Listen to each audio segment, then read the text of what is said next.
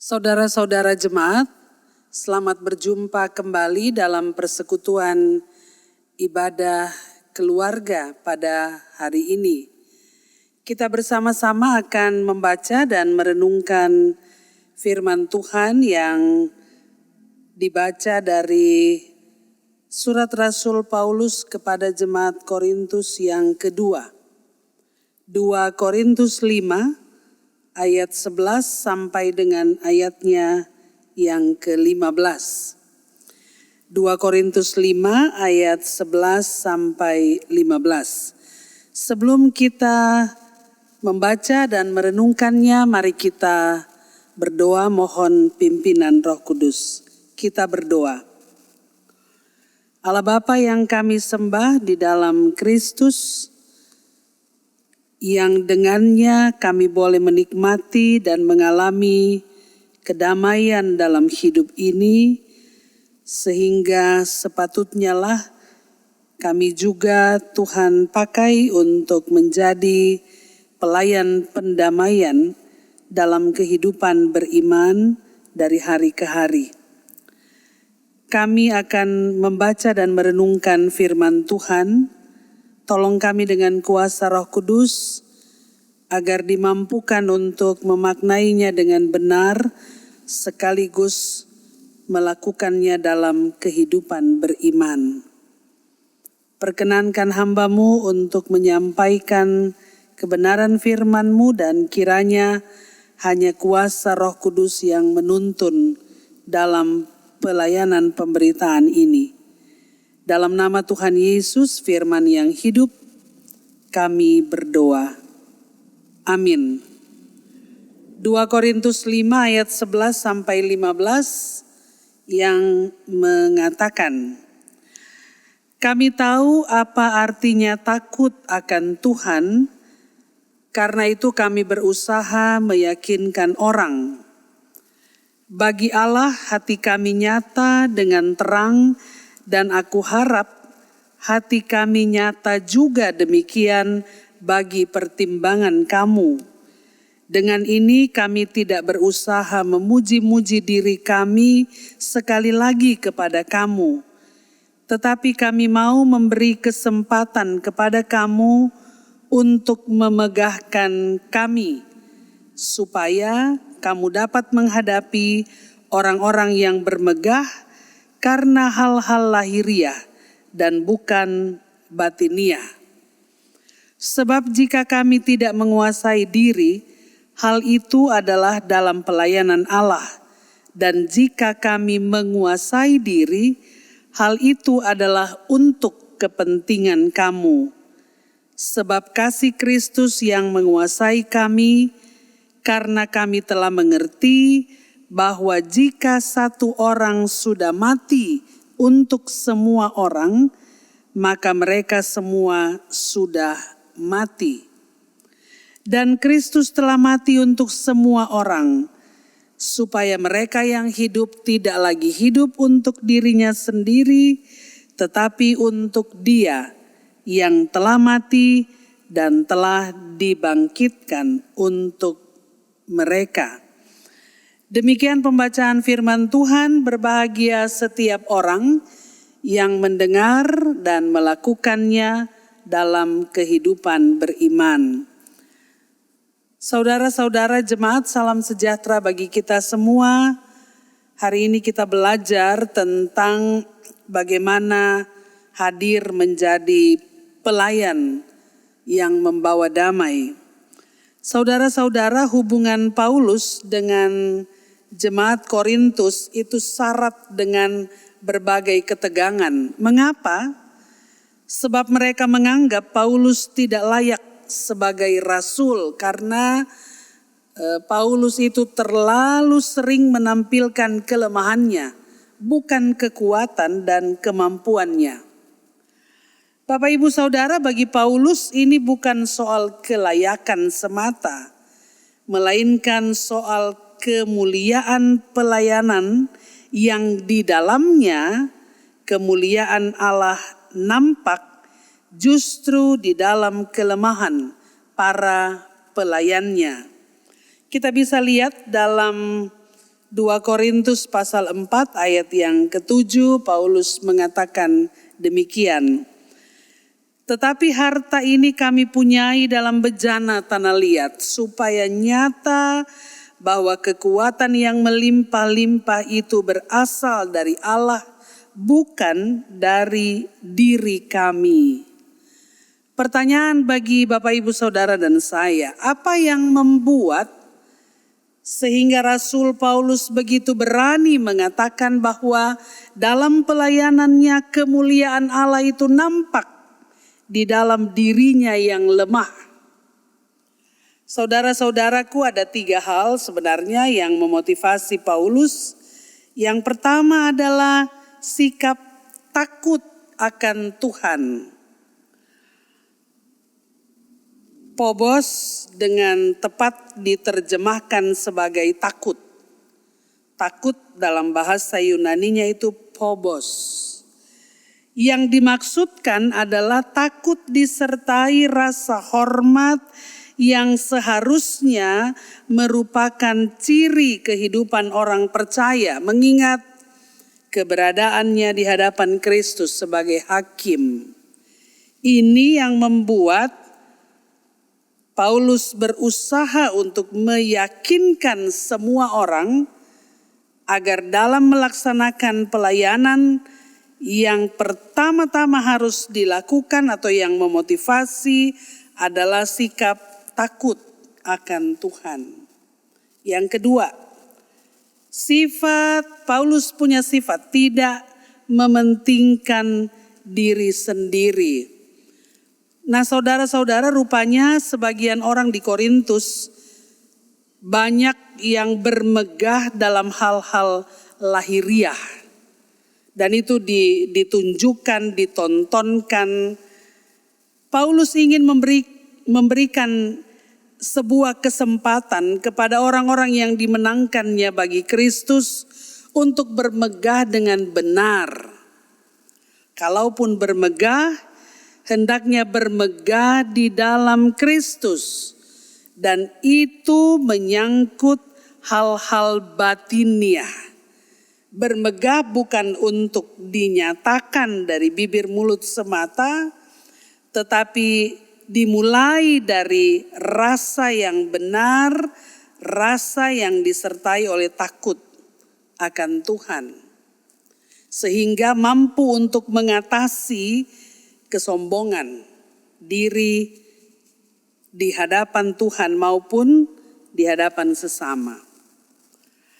Hal yang ketiga, Paulus dimotivasi oleh kasih.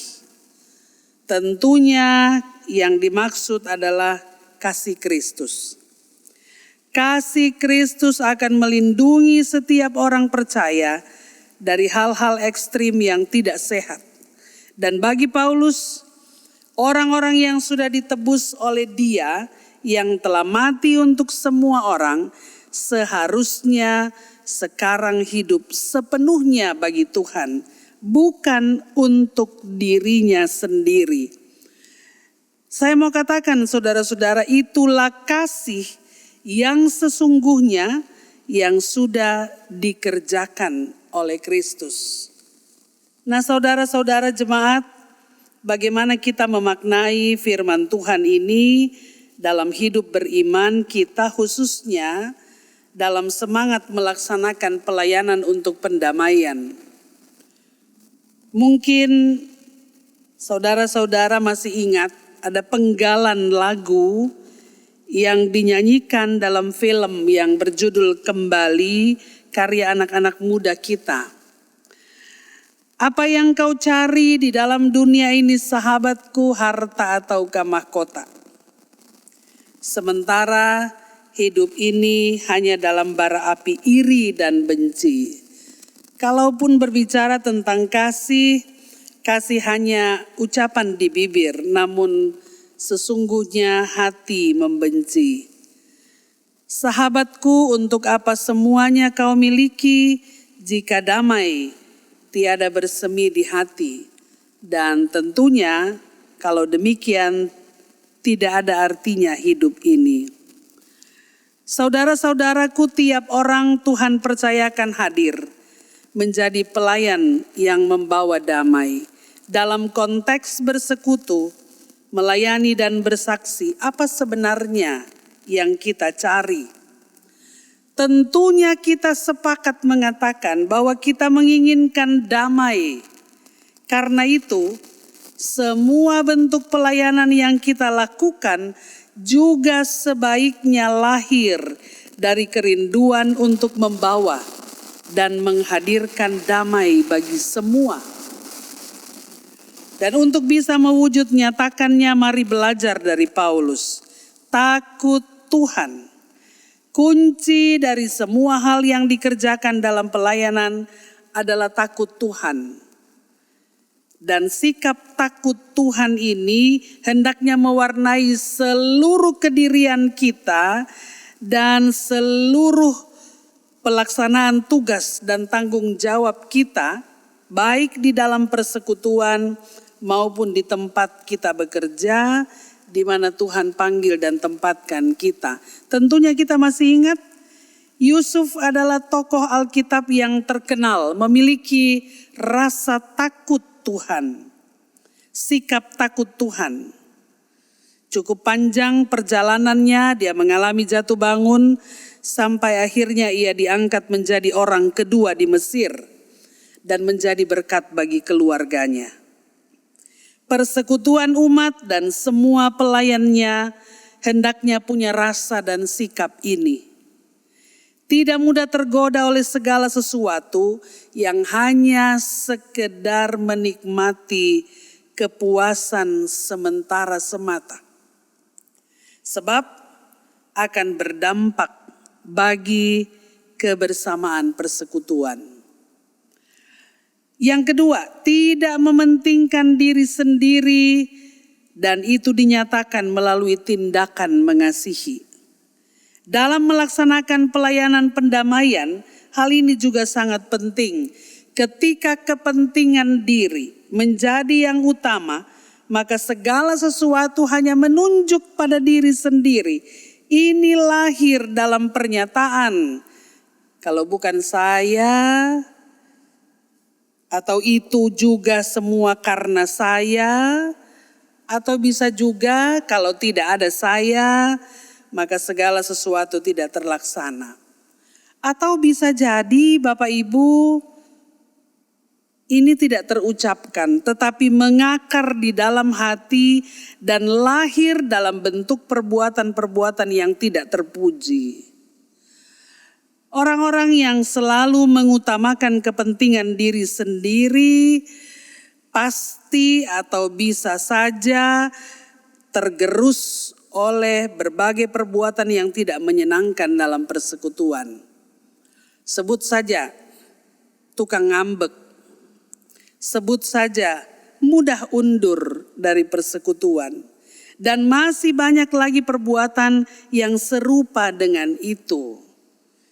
Yang menjadi persoalan bagaimana kita bisa hidup untuk Tuhan. Bagaimana kita bisa menikmati damai yang sesungguhnya. Atau bagaimana kita bisa menjadi pelayan yang membawa damai. Jika segala hal hanya berujung pada kepentingan diri sendiri. Tentunya kita sepakat mengatakan akan sulit untuk menikmati dan membagi damai itu. Saudara-saudaraku, Tuhan sudah menganugerahkan segala yang baik. Jadilah pribadi yang membawa damai, dimulai dari diri sendiri dan dimulai dari dalam persekutuan kita. Dengan demikian benarlah yang dikatakan oleh Rasul Paulus. Ini bukan soal kelayakan. Ini bukan soal kita layak atau tidak layak. Tetapi dalam pribadi yang lemah, tidak berdaya dan serba terbatas, kemuliaan Allah layak dinyatakan di dalam kehidupan kita sebab kita bertekad untuk menjadi orang-orang yang membawa damai. Selamat melanjutkan hidup, Tuhan memberkati kita sekalian. Amin. Mari bersama kita aminkan firman Tuhan dengan bersatu dalam doa syukur. Mari kita berdoa. Bapa, terima kasih kami belajar firman-Mu hari ini. Kami sungguh menyadari bahwa kami terbatas dalam banyak hal, terlebih menghadirkan damai Kristus dalam kehidupan beriman. Karena itu kami mohon kuasa Roh Kudus terus bekerja di dalam kami, agar sama seperti Paulus kami juga tahu apa itu sikap takut Tuhan. Sama seperti Paulus kami belajar untuk tidak hanya mementingkan diri kami dan menerapkan prinsip kasih yang sesungguhnya yang sudah Kristus teladankan bagi kami sebagai umat percaya. Firman-Mu sudah berhenti diberitakan, tolong kami memaknainya dengan benar, mampukan kami untuk dapat melakukannya. Sehingga dimanapun kami ada dan apapun yang kami lakukan, banyak orang boleh merasakan damai Kristus melalui dan di dalam kami. Terima kasih Bapa, berkati persekutuan umat Tuhan di GPIB Jemaat Bukit Zaitun Makassar, tiap pribadi maupun tiap keluarga.